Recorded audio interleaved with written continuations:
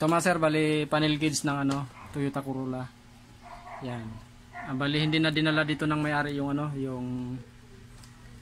yung sasakyan niya kasi ano daw, sayang daw yung gas, traffic, nagmotor lang siya. Bali ang problema nito, speedometer gauge at saka yung ano, RPM.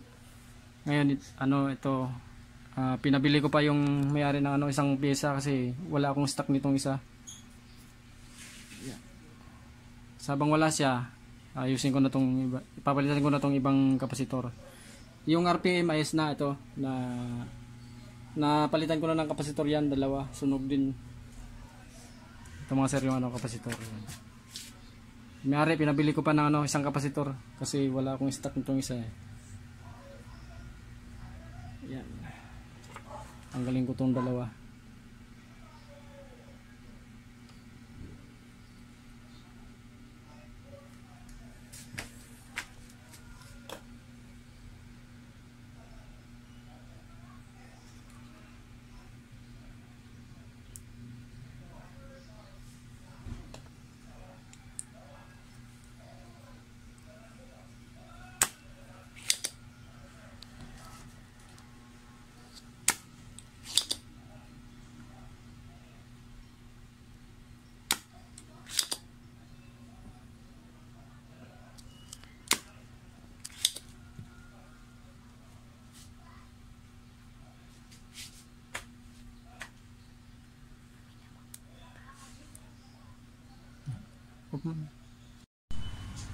Yung mga sir, bali ano, ito napalitan ko na yung dalawang kapasitor ng speedometer gauge.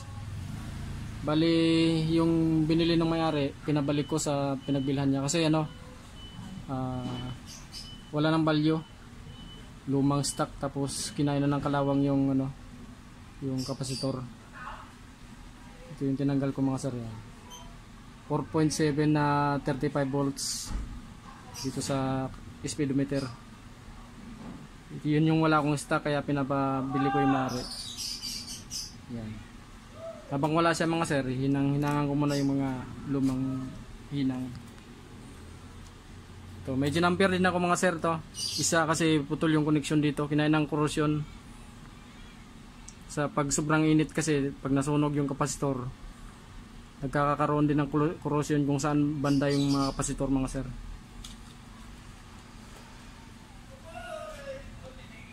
Tinis ko yung value nung nabili ng may-ari mga sir, wala nang value. Kaya pinabalik ko sa kanya dun sa pinagbilhan. Papalitan ng iba.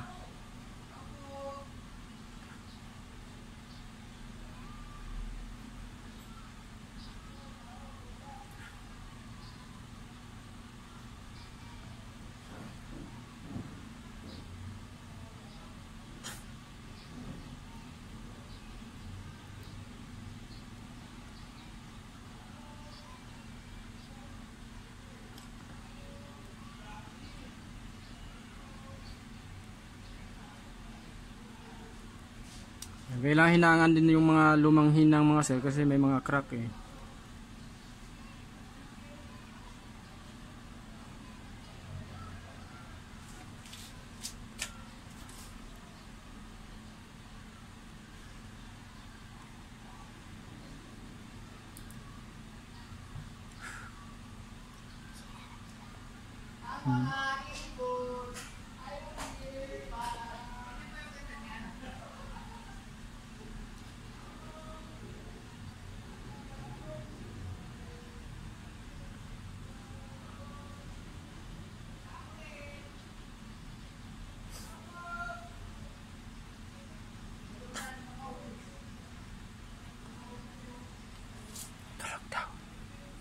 Tulog daw sa mga office.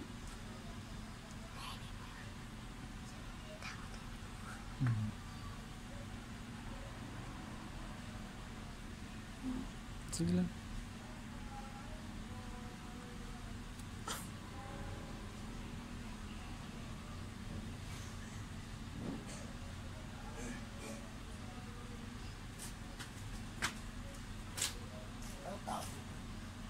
Businahan nyo kuya. Businahan nyo para magising. Tulog yung mga yan. At tulog. Oo. Businahan nyo. Di kayo marinig dyan.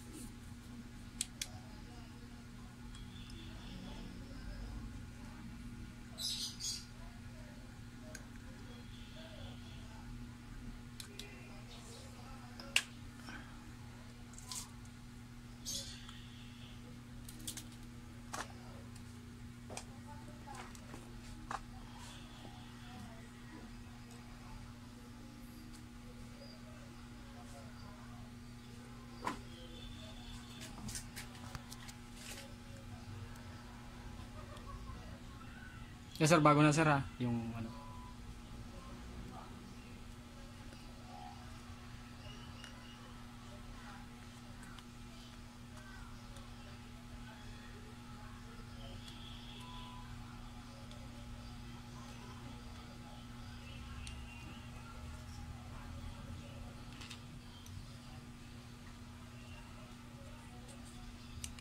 Putol-putulin mo lang yung video para di mag...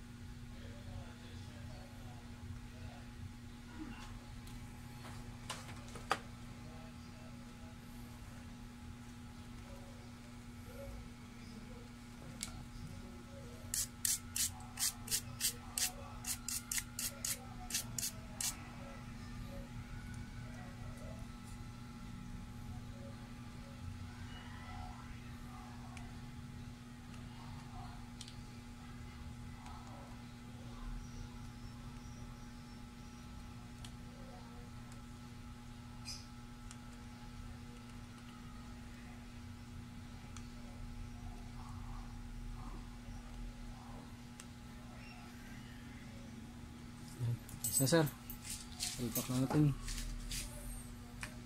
Naipit na yung mga ano, yung bakal. Naka-hook na siya.